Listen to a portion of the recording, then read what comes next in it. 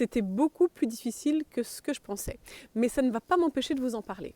Parce que je pense que vous allez pouvoir en tirer des enseignements vous aussi. Enfin, en tout cas, moi, j'ai appris beaucoup de choses et nous allons partager ça ensemble. L'idée, c'est qu'en partageant les échecs et les réussites avec vous, eh bien, nous avancerons dans la bonne direction et puis nous avancerons plus vite et plus efficacement dans la mise en route d'un élevage familial à visée d'autonomie alimentaire, puisque c'est bien l'objet de cette chaîne.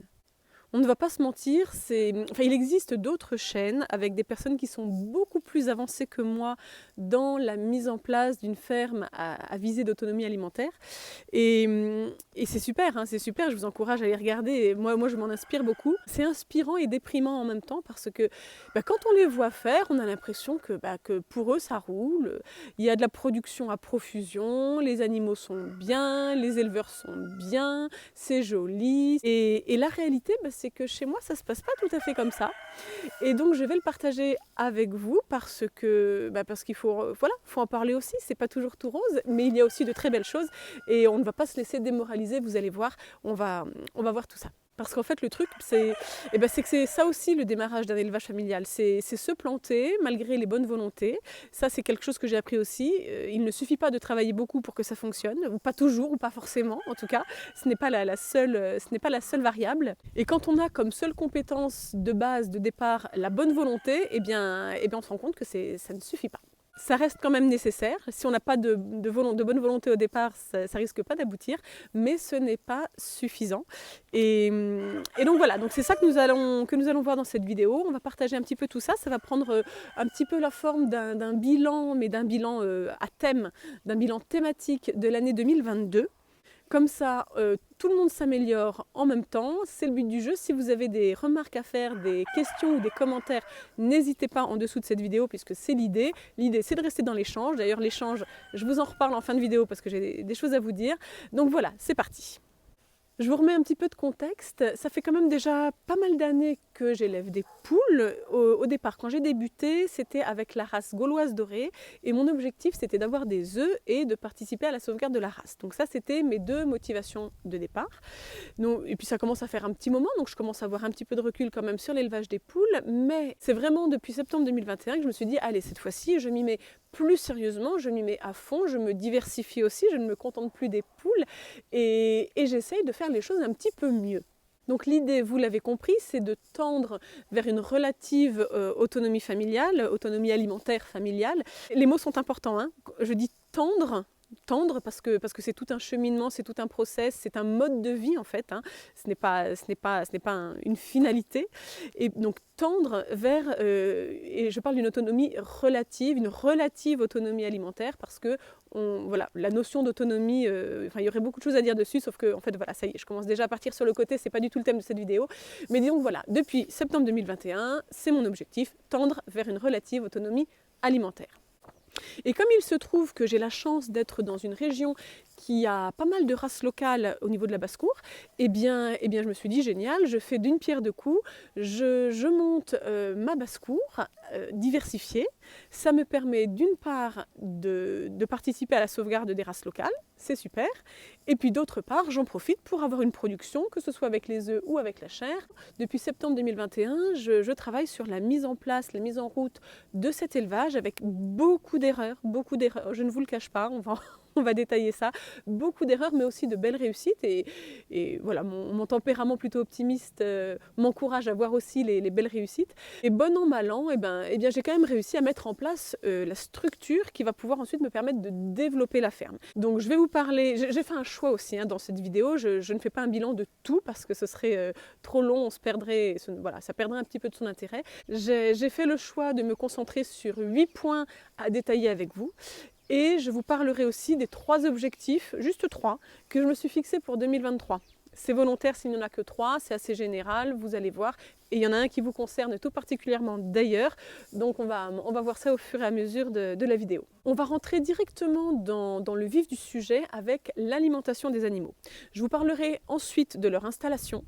Mais là, on part directement dans la catastrophe là, avec l'alimentation des animaux qui est quand même le point sur lequel j'ai fait beaucoup d'erreurs et sur lequel aussi je vais pivoter. Je vais essayer de prendre un virage en 2023.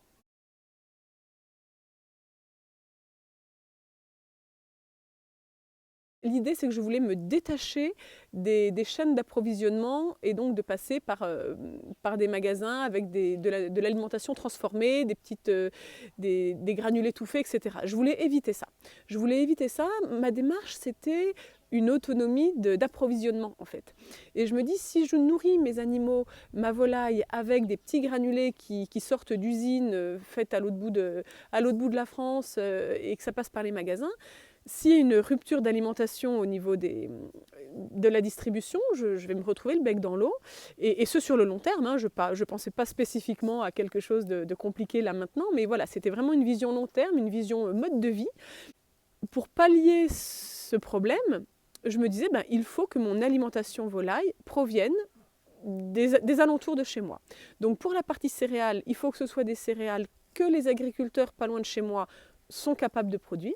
Puis pour le reste, il faut que ce soit dans les enclos, qu'elles aient ce qu'il leur faut à portée de main. J'étais quand même consciente que les céréales n'étaient pas une alimentation suffisamment équilibrée pour les poules. C'est d'ailleurs une vidéo que j'avais faite en tout début d'année, que j'avais appelée, je crois, pas de maïs pour les poules, sachant qu'on peut en donner un peu bien sûr, hein, mais ça ne doit pas être l'alimentation principale. Et cette vidéo vous a énormément intéressé puisqu'elle a fait pas loin de 30 000 vues. Donc j'étais consciente qu'il y avait un enjeu important avec l'alimentation. Pour autant, j'étais un peu butée, j'étais un peu têtue. Et je ne voulais pas donc de cette alimentation toute faite, de ces aliments complets que l'on trouve dans le commerce. Alors on m'avait mis en garde, on m'avait dit attention, tu sais, si tu veux des résultats derrière. Mais voilà, j'avais besoin d'expérimenter par moi-même, je l'ai fait et voici mes conclusions. Ça a été un fiasco. Ça a été un fiasco. Alors en fait, j'avais acheté un moulin de façon à moudre mes grains, donc tout ce qui était maïs, orge aussi, parce que vous savez, c'est un petit peu piquant sur les côtés l'orge, donc on ne peut pas trop le donner aux poules comme ça peut les irriter. Donc je passais tout ça au moulin, encore plus fin pour faire ma petite farine, mes toutes petites miettes pour les poussins, pour les tout petits, ce qui pour le coup était assez efficace. Hein. Mais donc voilà, j'avais investi dans le moulin, je m'étais installée pour faire toute seule mes mélanges à partir de ce que je trouvais autour. Sauf que ce qui devait arriver arriva et mes poussins ont subi un retard de croissance. Je me suis rendu compte de ça à la première couvaison. Je m'en suis rendu compte notamment en comparant avec ce que d'autres montraient sur leur chaîne. Et puis on m'a fait des remarques à ce niveau-là aussi, et c'est très bien, merci. Et donc voilà, j'ai bien compris que là j'étais quand même en train de passer à côté de quelque chose. Alors certes, il y avait un accès à l'extérieur, avec des vers de terre, surtout que c'est une période où voilà, il y avait ce qu'il fallait dans la terre, on n'était pas sur de la sécheresse à ce moment-là. Enfin, donc je pensais que... Et puis non, ça n'a pas fonctionné. En termes de poids, c'était pas ça. Et donc quand je me suis rendu compte de ce problème, je me suis dit ok, je ne reste pas complètement butée, je comprends que je dois travailler sur un apport de protéines, soit, je vais donc me mettre à l'élevage des vers de farine pour leur fournir un apport de protéines sans renier mon objectif de départ qui était de faire juste avec ce que j'avais autour de chez moi ou chez moi, et surtout de me détacher de ces produits tout faits qui, je le répète, ne sont pas mauvais en soi. J'avais rien contre les produits tout faits en tant que tels. C'était juste par rapport à cette filière en fait qui me posait problème. Et donc j'ai essayé de rectifier le tir pour ma deuxième série de poussins avec des vers de farine. Alors d'abord, pour faire un essai, j'ai acheté des vers séchés que j'ai donnés. Ils en ont raffolé. J'ai vu que ça leur faisait beaucoup de bien. C'était réellement très efficace. Et vu le prix de ces petites choses, je me suis dit, bon, maintenant que j'ai vu que ça fonctionnait, je vais me lancer moi-même dans l'élevage des vers de farine de façon à pouvoir leur fournir sur place tous ceux dont ils ont besoin, et donc en protéines notamment, puisque c'est ça qui pêchait. Je vais vous détailler dans le deuxième point tout ce qui concerne les vers de farine, parce que j'ai vu que ça vous avait aussi énormément intéressé. Donc j'en parle plus en détail dans le deuxième point. Mais pour finir quand même sur ce premier point, sur mes conclusions, et puis surtout ce que j'envisage pour la suite, c'est que je vais changer, je vais pivoter, je vais changer d'objectif pour 2023, je vais revoir mes ambitions, si je puis dire, mes prétentions. Voilà. La réalité m'a rattrapée. Et je vais, pour 2023, opter pour une alimentation qui dépend des filières, contrairement à ce que j'avais dit l'année dernière. Je vais donc opter pour une alimentation qui dépend des filières, une alimentation complète. Ce qui me décide notamment à pivoter comme ça, c'est que en plus des poules que j'avais l'année dernière, j'ai cette année aussi des dindes qui, pour le coup, elles ont un besoin en protéines qui est beaucoup plus important. Je ne peux plus me permettre de faire un truc avec 3 verres de farine et non, ça ne marche pas. Donc là-dessus, gros changement en perspective. Je vais passer aux granulés, je vais passer aux aliments complets et donc échec. Échec pour 2022, mon objectif n'a pas du tout été atteint pour l'alimentation des volailles. Je vous l'ai dit, je ne renonce pas du tout au verre de farine, je pense même que c'est plutôt un bon plan, mais ça restera une expérimentation parallèle. Je vais continuer les verres de farine, mais ça restera une expérimentation parallèle et je vais passer à un autre système. C'est bien d'avoir de la suite dans les idées, mais ça ne sert à rien de rester obstiné. Ne négligez pas les protéines dans les rations, vos animaux ont besoin d'une bonne alimentation. La transition est donc toute trouvée avec le deuxième point, après le premier qui était l'alimentation. Le deuxième point, donc spécifiquement sur les verres de farine.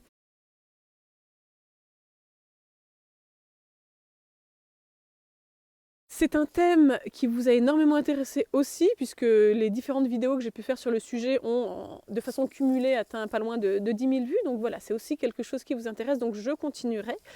Et ce que je peux vous dire sur les verres de farine, c'est que pour moi, ça a été déjà une grande découverte. Le fait est qu'il y a quand même assez peu de littérature sur le sujet, du moins en français. Donc, à part l'expérimentation, c'est pas si évident de savoir par quel bout prendre les choses. Et donc, je vous l'ai dit, je vais continuer, je vais expérimenter et je conclurai avec vous. Ceci étant, avant tout cela, je peux déjà tirer un certain nombre de conclusions de mon élevage de 2022. Et là encore, vous allez voir, les conclusions ne sont pas tout à fait celles que j'attendais. Alors la première leçon que je vais tirer avec les verres de farine, c'est une leçon dont j'ai un petit peu honte, pour vous dire les choses tout à fait sincèrement. J'en ai un petit peu honte, mais il faut bien quand même que je vous le dise. D'abord, la première leçon de 2022, c'est que l'élevage de verres de farine, comme son nom l'indique, c'est bel et bien un élevage. Mais ce que je veux dire par là, c'est que c'est un élevage à part entière. C'est un vrai élevage. Alors je dis que j'ai un petit peu honte de cette leçon, de cette conclusion, parce qu'en fait c'est juste évident, ça aurait dû l'être en tout cas. Et je me suis rendu compte au fur et à mesure du temps qui passait en 2022 que je n'avais pas forcément pris la mesure de ce que ça représentait d'avoir un élevage et donc d'élever réellement des vers de farine. Je vous explique, si vous voulez, moi quand j'ai commencé, j'ai d'abord acheté des reproducteurs. J'ai acheté un seau, un tout petit seau de vers de farine vivants. Et j'ai décidé non pas de les donner à mes poules, mais de les garder en reproducteur. Mais donc je les ai reçus dans un tout petit seau percé qui respire un peu avec du son, tout ça. C'était petit, il y avait, je ne sais plus, 200 grammes, 300 grammes, enfin je ne saurais plus vous dire. C'était un petit contenant, un petit format. Et donc, en fait, tout est petit avec les verres de farine. Ça prend pas de place, ça mange du son, c'est pas très compliqué, ça ne boit pas, ça ne boit pas. Disons que ça n'a pas besoin d'abreuvoir, par exemple, il leur faut des aliments humides, mais voilà, ils n'ont pas besoin d'abreuvoir, donc déjà on s'embête pas du tout avec tout ça, ils ont juste besoin de son et d'un petit peu de verdure, on les met dans une caisse, on les voit pas, ils font pas de bruit, c'est tout petit. J'avais pas bien réalisé que c'était quand même un véritable élevage. Mais résultat des courses, avec tout ce truc où c'est tout petit, ça prend pas de place, ça fait pas de bruit, ça sent pas mauvais, il n'y a rien, c'est qu'on a un petit peu tendance à les oublier aussi, du coup. Et c'est là que je vous dis que je n'ai pas pris la mesure de ce que ça représentait, et donc de ce qu'était un véritable élevage. Je n'ai pas été très rigoureuse dans l'entretien de mes verres de farine, parce que c'est vrai que quand j'ai commencé les verres de farine, si vous voulez, je me suis dit, ok, je vais produire les verres de farine pour mes poules. Je ne me suis pas dit, tiens, et si je commençais un nouvel élevage? Vous voyez la nuance? Je voyais mon objectif, mais je ne voyais pas le processus. Et la réalité, c'est que c'est un élevage à part entière, et donc comme n'importe quel élevage, ça nécessite un minimum d'organisation, ça nécessite une organisation dans le temps, temporel, une organisation dans l'espace aussi, même si c'est pas grand-chose, il faut aussi le prévoir. Ça demande de la rigueur, ça demande de l'observation, ça demande tout ça. Et là-dessus, pas bon en 2022. Donc première leçon, bien intégrée qu'il s'agit d'être vivant, Il s'agit d'êtres vivants, il s'agit d'un véritable élevage et il faut les considérer comme tels. La deuxième leçon que je retiens de 2022 sur les vers de farine, c'est que c'est une production qui prend du temps. Et là encore, je serais tentée de vous dire, enfin comme n'importe quelle production en réalité, comme n'importe quelle production. Mais je ne sais pas par quelle idée loufoque je suis passée quand je me suis dit, ah bah tiens, mes poussins manquent de protéines, pas de souci, je résous le problème avec les vers de farine, tac tac, j'en achète, comme ça pour la deuxième série ce sera bon. Mais oui, non, mais non. Enfin, je veux dire, si j'achète des vers de farine vivants au printemps, je ne peux évidemment pas nourrir mes poussins de l'année avec ma propre production de vers de farine.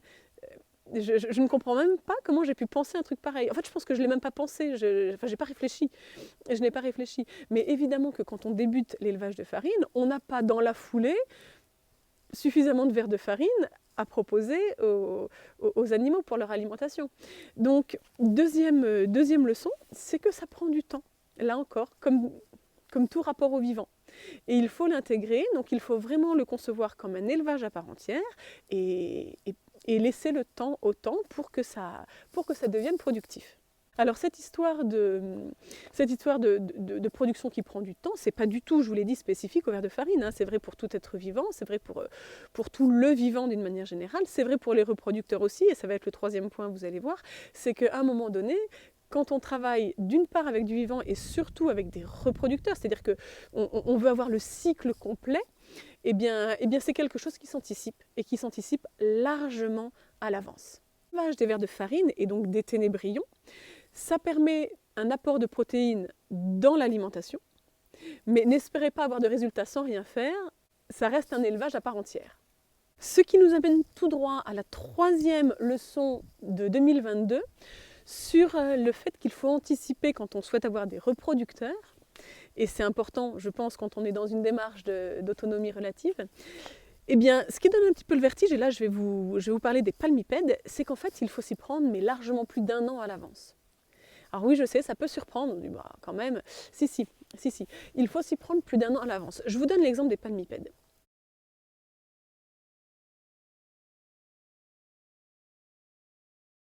Je vous ai dit, j'ai vraiment commencé à fond la mise en place de la ferme et de la basse-cour en septembre 2021. Mais je l'avais un petit peu anticipé dans ma tête. Et les palmipèdes, il aurait fallu que je les anticipe dès le printemps, que j'achète peut-être des jeunes de l'année au printemps-été, ce que je n'ai pas du tout fait, parce que je n'étais pas prête, je n'avais rien installé, je n'avais pas d'infrastructure, je n'avais pas fait d'enclos notamment. Et donc j'ai commencé les enclos une fois que j'ai eu un petit peu plus de disponibilité à partir de l'automne 2021. C'est là que j'ai commencé à faire l'enclos pour les palmipèdes. Et je pensais finir cet enclos, je l'avais planifié pour le finir vers novembre-décembre, et je m'étais dit novembre-décembre, je peux encore trouver des jeunes de l'année. Parce que les éleveurs qui ont des palmipèdes, eh bien, ils ne les ont peut-être pas encore tués pour les passer à la casserole, selon la date de naissance dans l'année. Donc si je finis mon enclos vers novembre-décembre, on est bon, je peux peut-être encore avoir des jeunes de l'année pour 2022. C'était mon objectif. Évidemment, l'enclos a pris du retard, ça va d'ailleurs être, vous allez voir, le point suivant, parce qu'il y a beaucoup de choses à dire sur les chantiers à mener quand on veut créer une ferme. Mais donc, voilà, j'ai mis du temps à faire l'enclos, c'était compliqué, j'étais toute seule, je ne savais pas m'y prendre, je n'avais jamais fait ça de ma vie. Et donc, évidemment, en novembre, l'enclos n'était pas prêt du tout. La personne que j'avais déjà contactée, qui était disposée à m'en vendre, c'est moi qui ai dû lui dire écoutez, je ne suis pas prête, donc on reporte.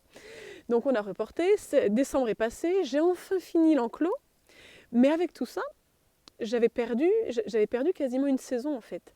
Et donc quand en janvier 2022, je me suis réveillée, non, parce que je n'ai pas chômé avant, mais quand début 2022, j'ai recontacté l'éleveur en disant bah, ça y est, je suis prête, j'ai mon enclos. Et là, il m'a dit ah oui, non mais là, ça ne va pas être possible parce qu'en fait, eh bien, les canes et les oies ont commencé leur période de ponte. Alors j'ai dû le contacter peut-être même vers février, je ne saurais plus vous dire.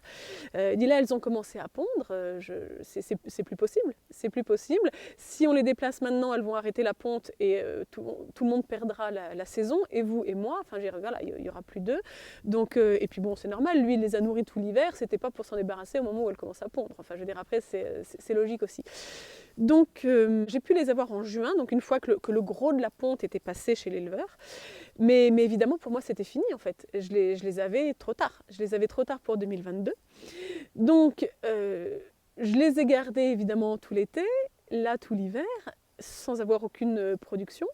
Et c'est seulement là au printemps 2023, ou bientôt, là dans les semaines et mois qui vont venir, qu'il va y avoir un début de production au niveau des œufs.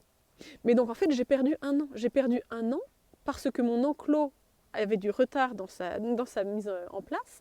Et c'est vite fait de perdre un an. Parce qu'en fait, ce qu'il faut bien comprendre, c'est qu'il y a une saisonnalité. Il y a une saisonnalité, et si on a un retard de 3 semaines à un moment donné, ou de 2 mois, ben c'est pas juste 3 semaines ou 2 mois et puis on recommence comme si rien ne s'était passé. Non, non, si on a 2 mois de retard, et ben en fait on prend un an de retard à cause de cette saisonnalité des reproducteurs. Alors je n'ai pas de regret non plus, hein, l'enclos n'était pas prêt, c'était pas non plus pertinent de prendre les animaux alors que l'infrastructure n'était pas adaptée, il faut aussi les accueillir dans de bonnes conditions. Donc je n'ai pas de regret. Mais je ne peux que constater que j'ai perdu un an dans la production quand même, alors que j'avais prévu de les avoir beaucoup plus tôt. Donc la troisième leçon avec tout ça, la troisième leçon, c'est qu'il faut anticiper quand on souhaite avoir des reproducteurs pour mener la reproduction chez soi. Il faut anticiper, ça se compte en mois, voire en années facilement, hein, un an et demi en fonction des animaux aussi, hein, on ne raisonne pas de la même façon pour tous les animaux. Mais donc c'est vraiment quelque chose à anticiper et auquel on ne pense pas forcément. On peut avoir tendance, quand on débute, à être un petit peu tout excité, tout feu, tout flamme et à se dire bah allez voilà, je me lance, je fais tout ça, dans 2 mois c'est parti. Oui, bah non, pas forcément. Pas forcément, ce n'est pas quelque chose de grave, mais il faut l'avoir en tête, il faut en être conscient. Il faut en être conscient parce que pour avoir des reproducteurs, il faut commencer par acheter des jeunes et les faire grandir. Pour acheter des jeunes à faire grandir, il faut anticiper et d'abord faire les enclos. Pour faire d'abord les enclos, il faut anticiper et acheter d'abord le matériel et prendre le temps de les construire. Mis bout à bout, on peut compter un an entre l'idée et la décision de commencer l'élevage et la première production. Alors le quatrième point dont je voulais vous parler après l'alimentation, après les verres de farine et après l'anticipation pour les reproducteurs, le quatrième point, et je vous en ai touché un mot juste avant, c'est sur les... C'est pas le plus sympa dans l'élevage parce que justement c'est pas de l'élevage, ce sont les à côté, mais qu'on ne peut pas ignorer. C'est le fait qu'on a besoin de quelques chantiers quand même, de faire quelques chantiers, quelques travaux pour installer tout ça. Et franchement, c'est pas super rigolo, quoi. Quand notre objectif c'est d'avoir des animaux, on ne prend pas forcément beaucoup de plaisir à planter des piquets. Mais l'intérêt, c'est peut-être justement d'essayer d'en faire aussi des moments de convivialité. Et je pense que c'est tout l'enjeu un petit peu de ce dont je vais vous parler à présent.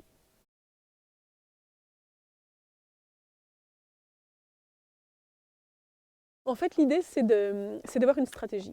C'est important d'avoir une stratégie parce qu'il en existe plusieurs des stratégies. Et là, pour le coup, voilà, je dirais c'est maintenant qu'il faut écouter.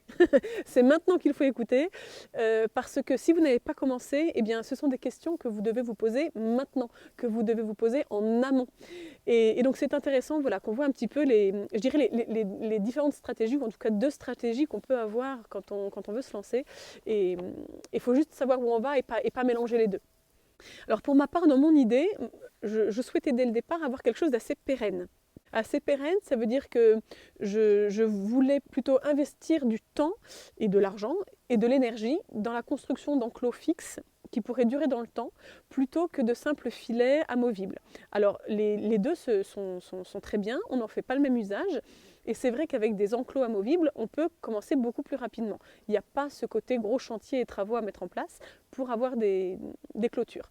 Donc là encore, il faut savoir ce qu'on veut. Il y a des avantages et des inconvénients dans les deux, mais voilà, ma stratégie c'était celle-là. Quelque chose la mise en place d'une structure, mais d'une structure physique même. Hein. Quand je dis une structure, c'est voilà, mettre en place ce qu'il faut pour ensuite pouvoir multiplier et me développer. Une autre stratégie à réfléchir, et là encore, je pense à 2 stratégies, les 2 sont bien, il faut juste faire un choix. Est-ce qu'on décide de commencer par de la production et donc vraiment avoir de la chair pour l'année suivante. Et donc dans ce cas, on peut commander plutôt un parquet de 60 poussins d'un jour, des poulets de chair, et puis on les élève tous en même temps. Au bout de quelques mois, on les tue, et puis on a la volaille à consommer pour l'année. Ça peut être une stratégie. Moi, j'ai fait le choix d'une autre stratégie. Je me suis dit non, moi je ne vais pas acheter un parquet de 60 poussins d'un jour pour avoir des poulets de chair. Non, moi ce que je veux, ce sont des reproducteurs pour avoir la reproduction chez moi. Et donc forcément, c'est un petit peu le double de travail. C'est-à-dire qu'il faut prévoir toute l'infrastructure pour accueillir les reproducteurs, d'une part, et pour accueillir la production, donc les petits de l'année, d'autre part. Donc c'est le double de travail, il faut en être conscient, c'est le double de place, plus du double, c'est le double d'investissement. Donc tout ça, ça se prépare et ça se réfléchit en amont. Et pour en revenir donc au point dont je voulais vous parler, donc la notion de chantier, puisque voilà, moi j'ai fait ces deux choix, des enclos pérennes et avoir aussi des reproducteurs, et donc pas mal d'enclos, et pas seulement de la production annuelle, eh bien, si vous faites ces choix-là, vous devez tenir compte du temps dont vous aurez besoin pour faire ces enclos. Donc c'est important de se faire, je vous le disais, donc une sorte de rétro-planning, parce que tout prend du temps. Les piquets d'acacia que vous voyez là, c'est l'enclos des palmipèdes qui est juste derrière, hein, le premier que j'ai fait. Eh bien, les piquets font 2 mètres. Ils sont plantés de 50 cm environ pour dépasser d'1,50 m. Et ensuite, il y a un grillage d'1,50 m. Les piquets, c'est long à poser. Moi, j'avais un grand enclos à faire. Donc là, j'avais une cinquantaine de piquets à planter ici. J'en ai replanté une cinquantaine pour les dindons. Je vous montrerai ça une autre fois. Mais avec le pli, enfin voilà, je commence à avoir l'habitude. Hein. J'ai été plus rapide pour les dindons que pour les palmipèdes. Hein. On s'habitue aussi et puis quand on fait les choses plusieurs fois, ça finit par venir. Mais ce que je veux dire, c'est que ça prend du temps. Planter les piquets, ça prend du temps. Et une fois qu'on a planté les piquets, on n'a toujours pas d'enclos. Parce qu'ensuite, il faut mettre le grillage. Et le grillage aussi, ça prend du temps. Donc voilà, c'est tout ça à prendre en compte pour les chantiers. Et ce n'est qu'un exemple. Ce n'est qu'un exemple parce qu'il y a d'autres chantiers à prévoir. Il faut avoir des volières pour les jeunes. Donc là voilà, j'en ai déjà plusieurs, mais je vous les montrerai, on fera un petit tour à l'occasion, hein, là c'est pas le sujet. Bref, avec tout ça, ce qu'il faut retenir de cette 4e leçon, c'est que même si c'est pas le cœur de votre activité, vous, ce que vous voulez, j'imagine, voilà, c'est l'élevage, ce sont les animaux, et bien malgré tout, vous devez intégrer l'idée qu'il va falloir organiser quelques chantiers, idéalement quelques chantiers collaboratifs, faites-vous aider, c'est trop bête, profitez essayez de transformer ces temps un petit peu pas drôles en moments de convivialité. Moi, c'est ce que j'ai fini par faire et je dois reconnaître que c'était quand même beaucoup plus sympa. On avance mieux, on rigole un bon coup et ça va plus vite. Donc souvenez-vous, avoir des animaux, ce n'est pas juste s'en occuper, c'est aussi mener des chantiers, donc faites-vous aider. Alors en parlant des chantiers, ouf la vache, il commence à faire froid là. Il y a du vent, je ne sais pas si vous m'entendez bien, j'espère qu'il n'y aura pas trop de bruit parasite dans le micro. Oui, donc en parlant de chantier, il y en a un de chantier que j'ai prévu, qui n'est toujours pas fait, mais que j'ai prévu, c'est l'installation de chalets en bois qui me serviront pour stocker le matériel. Et pourquoi est-ce que je vous parle de ça? Eh bien en fait, c'est la 5e leçon. C'est la 5e leçon que je voulais partager avec vous de 2022. C'est qu'en fait, c'est important d'être bien installé, même du côté de l'éleveur. Qu'est-ce que je veux dire par là? Quand on débute, on pense surtout aux animaux, on sait qu'il leur faut un enclos, on sait qu'il leur faut un abri, on sait, voilà. Et donc on donne tout, et on donne notre temps et notre énergie pour faire ce qu'il faut pour que les animaux soient bien. Et on a un petit peu tendance, enfin en tout cas moi ça a été ma tendance, mais je pense qu'elle est partagée, à négliger un petit peu le confort de l'éleveur.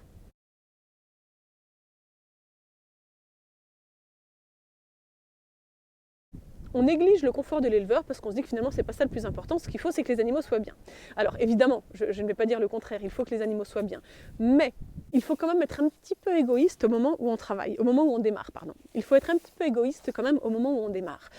Imaginez quand même que la ferme que vous êtes en train de mettre en place, ça va être votre lieu de travail en fait. Alors quand je dis lieu de travail, peut-être que vous avez une activité professionnelle à côté, c'est pas le sujet, mais ça va être le lieu où vous allez travailler pour vos animaux. Et donc vous allez forcément y passer un petit peu de temps. Et comme tout lieu de travail, donc au sens large, il faut être un minimum bien installé si on veut que les choses se fassent dans de bonnes conditions et surtout qu'elles se fassent sur la durée. Parce qu'en fait, l'idée, c'est que soit vous voulez vraiment vous y consacrer corps et âme et vous allez y passer plusieurs heures par jour, et ben quand on est plusieurs heures par jour à un endroit, ça vaut le coup quand même qu'il soit bien installé. Soit c'est une activité annexe pour vous, et parce que vous avez peut-être peu de temps à y consacrer, justement, mais si vous avez peu de temps à y consacrer, il faut que les heures ou les moments où vous y êtes, ce soient des moments extrêmement efficaces.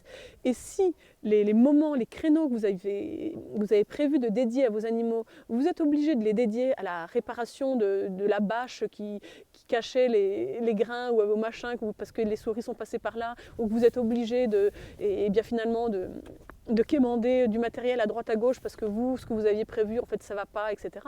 Eh bien, en réalité, vous perdez un temps fou. Et le risque, c'est quand même de ne pas mener à bien le projet qu'on avait au départ.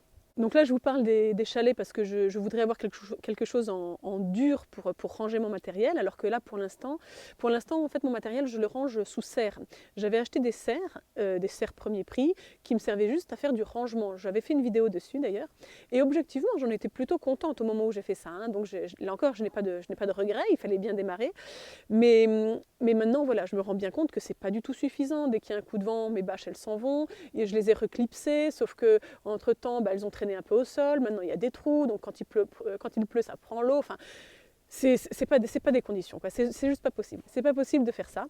Donc vous voyez, on perd du temps à ne pas vouloir finalement bien s'installer au départ. Je vous donne un autre exemple, parce que là, bon, je vous parle des chalets, mais il n'y a pas que ça. Au départ, toujours avec cette histoire de grains dont je vous ai parlé tout à l'heure, je m'étais acheté un tout petit moulin manuel qui me permettait de moudre le maïs et l'orge. Bon, c'était très bien, là encore, il faut bien démarrer. Mais il a fallu que j'attende quand même d'avoir quasiment une tendinite à l'épaule pour me dire qu'il allait peut-être falloir investir plutôt dans un moulin électrique.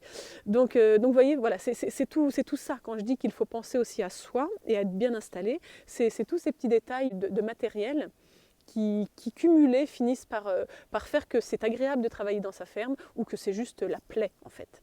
Donc, enfin, quand je dis tout ça, attention, hein, qu'on ne se méprenne pas sur mon objectif quand je partage tout ça avec vous.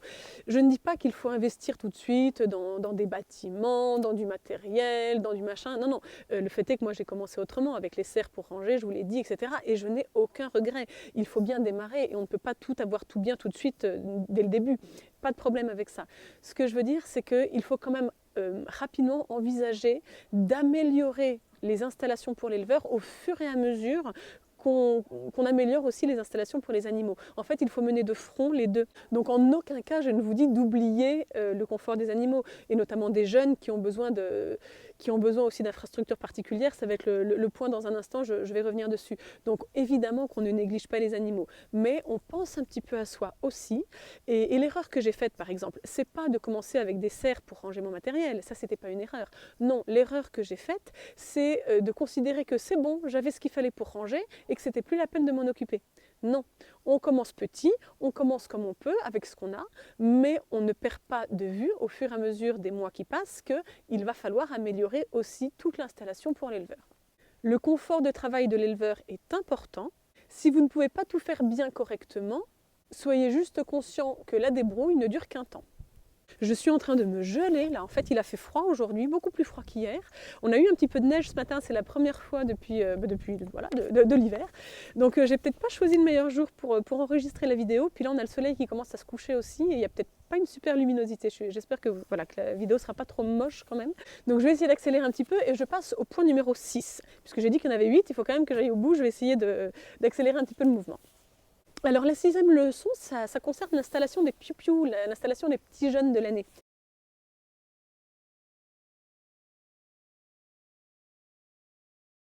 Alors pour mémoire, cette année j'ai eu des poussins. Et j'ai eu des poussins puisque j'avais déjà les reproducteurs, donc c'est bon, je les avais depuis 2021. Donc en 2022, j'ai pu avoir des poussins nés sur place.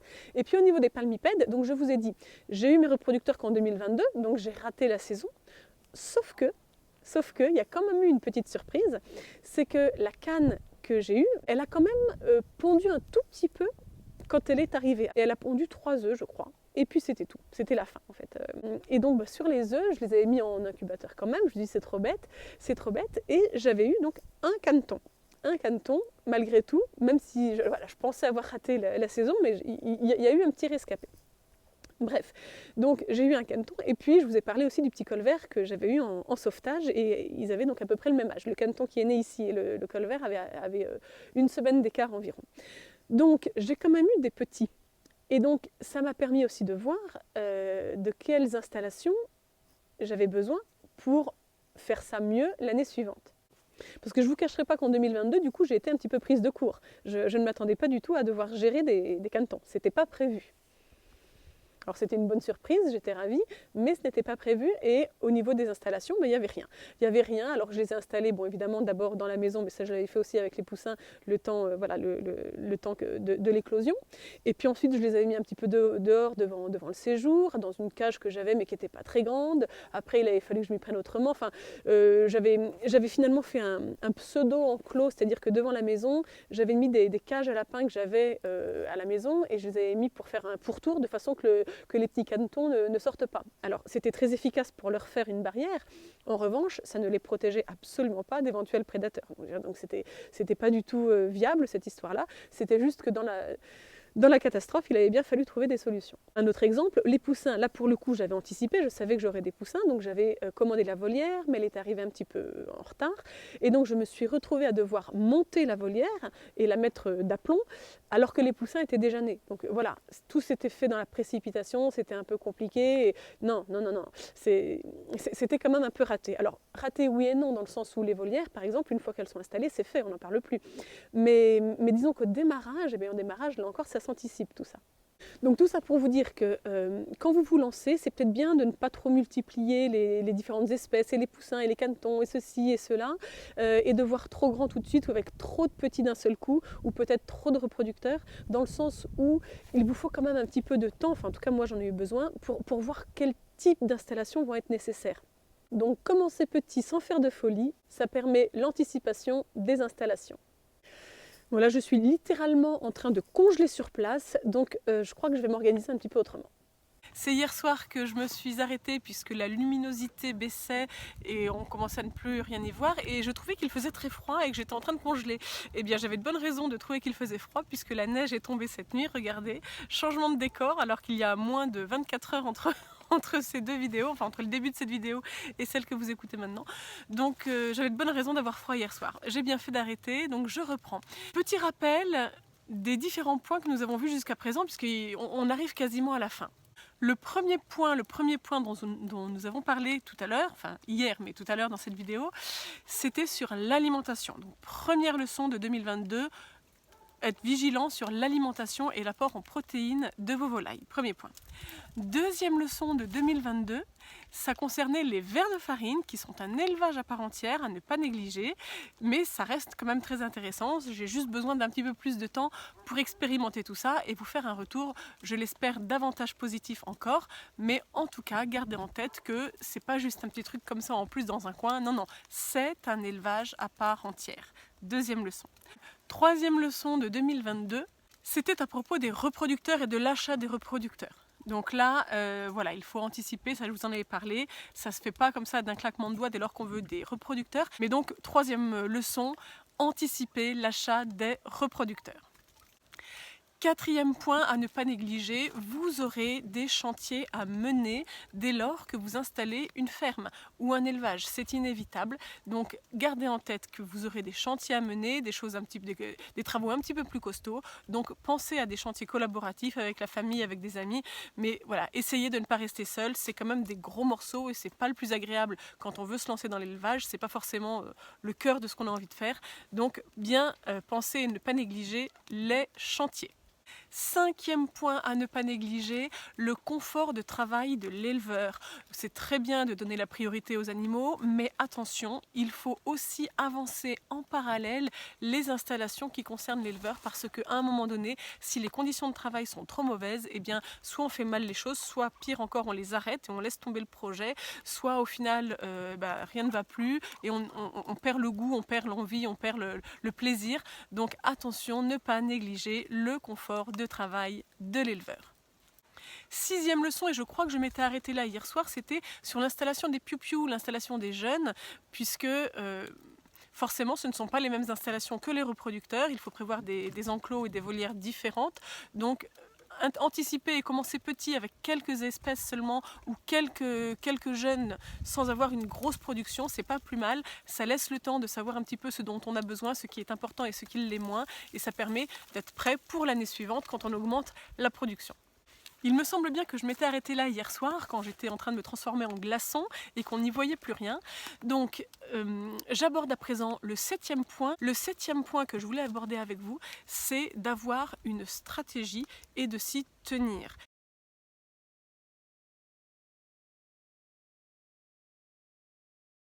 J'ai abordé ce point quand je vous ai parlé des reproducteurs tout à l'heure. Donc comme ça se court-circuite un petit peu, ça va être rapide. Juste comprendre que vous n'allez pas agir de la même façon dans le démarrage de votre basse-cour selon que vous décidez de vous focaliser sur une production annuelle avec uniquement des jeunes que vous achetez, que vous élevez pour la chair, que vous passez à l'abattage tous en même temps et que vous gardez au congélateur. Ça peut être donc un cycle annuel comme ça où vous reprenez des jeunes tous les ans. Ça va être un type d'installation, un type de structure qui est différent d'une autre stratégie si vous décidez d'avoir des reproducteurs et donc d'avoir vous-même la production de jeunes de l'année. Donc réfléchissez à la stratégie que vous souhaitez. Ce ne sont pas les mêmes installations, ce ne sont pas les mêmes besoins en énergie, en investissement, en place et en temps. Donc c'est quelque chose que vous devez avoir en tête et ne pas tout mélanger. Quand vous achetez des animaux, est-ce que vous les achetez en tant que reproducteurs ou est-ce que vous les achetez pour les tuer et les passer à la casserole dès l'année de leur achat ? Parce que en fait, je vais en profiter pour vous faire un petit point sur le bilan 2022 pour ma production et ma relative autonomie alimentaire. Alors, petit disclaimer, j'en suis très loin, pour être tout à fait sincère, le bilan est plutôt proche de 0 que d'une autonomie totale. Mais c'est pour ça, je profite de ce petit point stratégie pour vous dire en 3 mots comment ça se termine pour moi en 2022 par rapport à mon objectif d'autonomie et donc de production alimentaire. Alors les œufs de consommation, ça a été plutôt pas mal. Globalement, j'en ai eu... Alors j'ai pas compté, c'est une erreur d'ailleurs, je n'ai pas fait un suivi du nombre d'œufs. C'est une erreur que je vais essayer de corriger en 2023, je vais essayer d'être un peu plus rigoureuse là-dessus, mais disons qu'il m'est arrivé de racheter des œufs dans le commerce ou chez des producteurs à côté de chez moi, parce qu'il est arrivé que j'en manque. C'est arrivé même encore cet hiver, il y a eu des semaines qui étaient un petit peu limites. Mais enfin, globalement, je ne suis quand même pas mécontente de mon autonomie en œufs. J'avais quand même plutôt ce qu'il nous fallait au niveau familial. Au niveau de la chair, j'ai 6 pauvres poulets là à tuer pour finir 2022 en réalité et libérer la volière pour 2023 pour les jeunes. Donc je vais avoir un petit peu de chair, mais honnêtement rien quoi. Moins de 10 poulets en tout. Là encore, ça fait partie de la stratégie puisque je vous l'ai dit, je voulais surtout des reproducteurs et attendre l'année suivante pour avoir la production. Alors en poussin en réalité j'ai eu une production, mais j'ai fait le choix aussi de vendre et de m'en séparer, donc j'ai gardé assez peu de jeunes éléments pour la chair. Donc voilà, j'étais pas tout à fait prête non plus, même pour le matériel, pour abattre, pour nettoyer, enfin voilà, tout ça. Donc j'ai pas vraiment mis en route le côté poulet de chair en 2022, mais ça va venir en 2023. Donc si je fais le bilan de l'autonomie alimentaire, franchement on est assez proche de 0. Alors j'ai de bonnes raisons à cela, ceci étant, je cherche toujours à voir les choses du bon côté. Pourquoi est-ce que je n'ai pas eu une production de fou ? Eh bien, donc je vous l'ai dit, j'en reviens à cette histoire de stratégie, d'abord parce que ce n'était pas ma priorité. Je voulais d'abord mettre en place les structures pour les reproducteurs, d'une part, et puis d'autre part, j'ai fait beaucoup d'autres choses aussi. Je me suis notamment formée, j'ai eu des formations à la Chambre d'agriculture, je vous en ai vaguement parlé dans une vidéo, mais bon voilà, je ne m'étais pas étendue plus que ça. Donc des projets personnels aussi à mener en parallèle. Pas mal de travaux à faire sur la ferme et pendant que je fais les travaux, eh bien, je ne suis pas disponible dans ma tête pour savoir comment gérer la production et les plus jeunes. Donc tout ce qui est réellement production, je vous en reparle dans un instant, ça va être dans les objectifs de 2023 et là j'espère qu'on sera sur une autre échelle. Il me manque encore un point dans le bilan, mais juste petite parenthèse, j'en profite vite fait, je développerai peut-être une autre fois, mais très vite fait, mes objectifs pour 2023, eh bien j'en ai 3. J'en ai 3, ça reste assez, assez accessible, je ne pars pas dans des délires de fou, mais je vous en parle maintenant et puis je développerai une autre fois. Mes 3 objectifs pour 2023. Premier objectif, toujours l'autonomie alimentaire, la relative autonomie alimentaire au niveau des volailles. Je prévois cette fois-ci d'avoir suffisamment de production pour avoir juste l'équivalent d'un plat de volaille par semaine pendant un an. Ce qui, donc voilà, 52 plats de volaille, ça veut dire je compte un poulet pour un plat. En revanche, les dindes, bah, ça fait plusieurs plats, ça fait plusieurs repas. Mon objectif, c'est d'avoir l'équivalent de 50 repas en volaille dans l'année, en production de l'année 2023.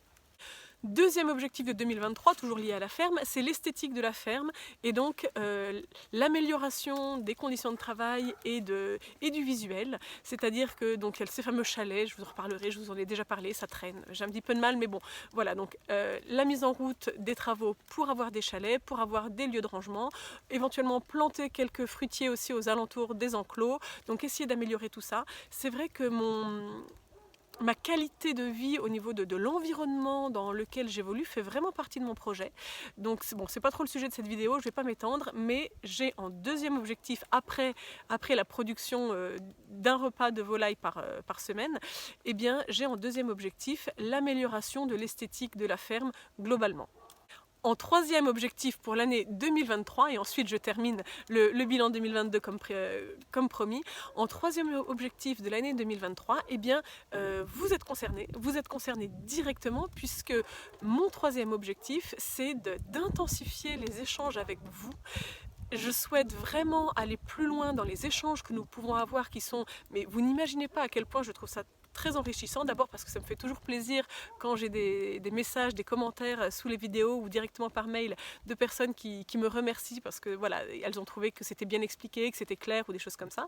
Et puis moi ça m'apporte aussi énormément puisque vous savez que voilà, j'ai pas un niveau de fou non plus dans l'élevage et donc l'échange est pour moi vraiment intéressant. Donc mon objectif en 2023, c'est vraiment d'intensifier ces échanges. Vous pouvez d'ailleurs dès à présent commencer à vous inscrire à ma liste email pour recevoir quelques informations supplémentaires, donc ça c'est juste en dessous de la vidéo, mais je vous reparle de ce troisième point de 2023 dans mon 8e point de bilan 2022, ça vient dans un instant. Donc voilà mes trois objectifs pour 2023, la production, l'esthétique de la ferme et les échanges avec vous. Je me suis un petit peu éloignée de mon point de départ, j'étais juste en train de vous dire que cette année en 2022, ma production avait été proche de zéro, mais que ce n'était pas un vrai souci, c'était juste une question de priorité parce que j'avais d'abord mis en place les structures.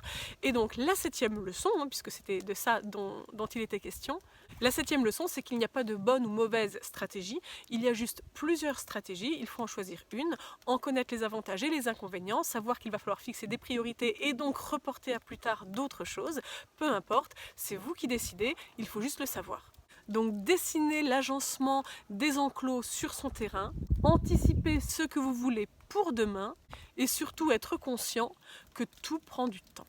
On s'approche tout doucement de la fin de cette vidéo avec le 8e et dernier point bilan de l'année 2022 que je voulais souligner avec vous. Donc à l'instant, je vous disais que j'avais 3 objectifs pour 2023, dont le 3e vous concerne directement puisque ce sont les échanges que nous avons ensemble et que je souhaite intensifier. Et bien justement, parlons-en dans ce 8e point bilan aussi de 2022, c'est que vous l'avez compris, j'ai eu l'occasion de me poser pas mal de questions et notamment de pivoter, de changer d'avis. Je vous en ai parlé pour l'alimentation notamment, etc.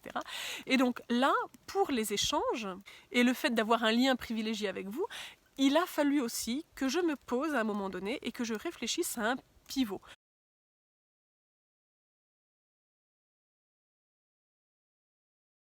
Pourquoi est-ce que je vous dis ça? Si vous remontez un petit peu plus haut dans les vidéos que je vous avais faites, il y a déjà un peu plus d'un an, il y avait une vidéo dans laquelle je vous montrais que j'étais en train de faire un stage à la Bergerie nationale de Rambouillet, un stage sur les fermes pédagogiques.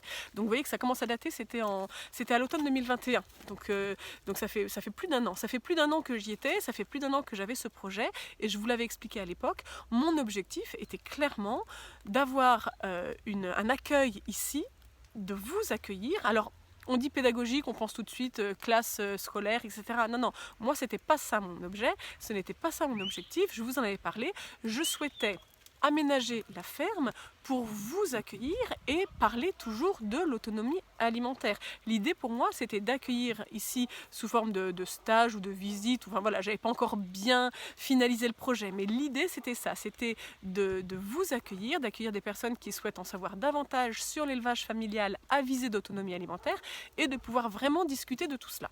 Donc ça c'était mon projet dès que je me suis lancée en fait, hein, dès septembre 2021 avec ce stage à la Bergerie Nationale dès l'automne 2021. Donc c'était ça que j'avais en arrière-plan. Autrement dit, dans tout le développement de la ferme que vous avez suivi avec moi tout au long de l'année, là, eh bien, en fait, je suivais deux projets. Un premier projet personnel d'autonomie alimentaire, ça je crois que c'est bon, vous l'avez compris, on passe à autre chose. Et un deuxième projet qui était davantage un projet professionnel, dans lequel je souhaitais vous accueillir et organiser des stages, des visites, des échanges, etc. Donc vous voyez, j'avais ces deux branches dans mon projet. Et alors pourquoi je vous parle de pivot et de fait de changer un petit peu son fusil d'épaule? Eh bien c'est que ce projet professionnel que j'avais de vous accueillir ici et d'organiser des sessions d'échange de connaissances, eh bien ce projet-là, les récents événements et notamment concernant la grippe aviaire m'ont un petit peu freiné, m'ont un petit peu refroidi.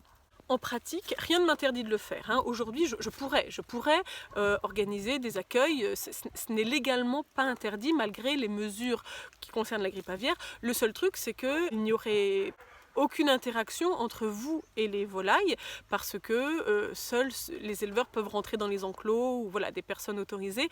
Mais sinon, vous pourriez être là. On pourrait en discuter. Sauf que voilà, on va pas se mentir, c'est quand même pas extraordinaire de recevoir des gens pour parler de l'élevage de volailles et puis de ne pas pouvoir rentrer dans les enclos. Enfin, on passe quand même à côté du principal parce que l'intérêt de se voir dans les vraies conditions par rapport à des vidéos, c'est justement de pouvoir être en action, de pouvoir agir, de pouvoir tenir les poules, de les prendre, de les manipuler. Voilà. Donc si on peut pas faire tout ça, ça perd quand même de son intérêt. Et puis, bon, on ne va pas se mentir, moi, je sens le coup venir quand même que les réglementations peuvent encore se durcir.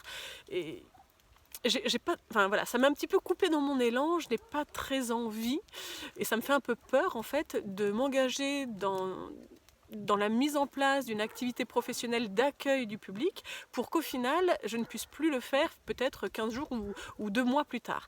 Je pense notamment parce que l'accueil du public, ça veut dire un certain nombre de normes, je pense au niveau des sanitaires, de l'accessibilité, etc. Donc ça se ferait quand même pas comme ça aussi facilement. Et si c'est pour être pieds et poings liés à une décision administrative qui peut subitement m'empêcher de travailler, eh bien, je vous avoue que ça me refroidit un petit peu. Donc c'était mon projet de départ, je vous en avais parlé il y a 1 an et demi. Aujourd'hui, je me dis, moyen, il faut peut-être que je trouve autre chose parce que voilà, là ça va pas le faire.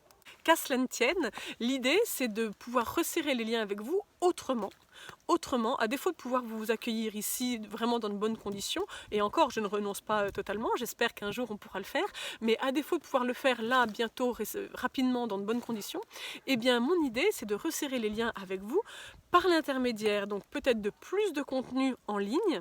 Et donc ces contenus en ligne c'est quoi? Eh bien, alors éventuellement, bon, plus de vidéos, je vous avoue que ça m'est un peu difficile, je vais essayer, mais ça m'est un peu difficile quand même, pour tout un tas de raisons. En revanche, je peux peut-être quand même partager plus de choses avec vous, avec des posts, avec un peu plus d'écrits qui sont plus accessibles pour moi que de multiplier les vidéos. Donc j'espère pouvoir intensifier les échanges avec vous, avec des posts que j'arriverai à publier, je le souhaite, plus régulièrement. Ça, c'est une première piste. La deuxième piste, c'est aussi de développer les échanges que je peux avoir avec vous par l'intermédiaire de la liste email. Alors, pour l'instant, j'ai pas vraiment utilisé ce canal de communication. C'est sans doute un tort, mais bon voilà, ce n'était pas ma priorité.